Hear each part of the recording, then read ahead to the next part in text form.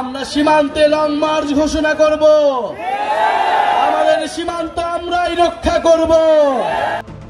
সীমান্তে বাংলাদেশিদের হত্যা বন্ধ না হলে সীমান্ত অভিমুখে লং মার্চ করার কথা জানিয়েছেন জাতীয় নাগরিক পার্টি এনসিপির আহ্বায়ক নাহিদ ইসলাম।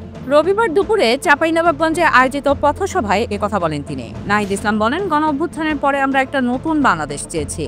গণ অভ্যুত্থানের পরে আমরা রাষ্ট্রের মৌলিক সংস্কার চেয়েছি। গণ অভ্যুত্থানের পরে আমরা গণহত্যাকারীদের বিচার চেয়েছি। আমরা জুলাই ঘোষণাপত্র এবং জুলাই সনদ চেয়েছি।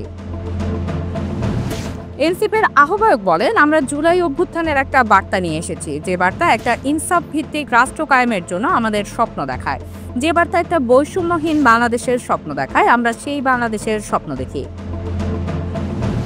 নাহিদ ইসলাম আরও বলেন, সীমান্তে বিএসএফ আন্তর্জাতিক আইন লঙ্ঘন করে এখানে গ্রেনেড মারে, এখানে বোমার বিস্ফোরণ ঘটায়।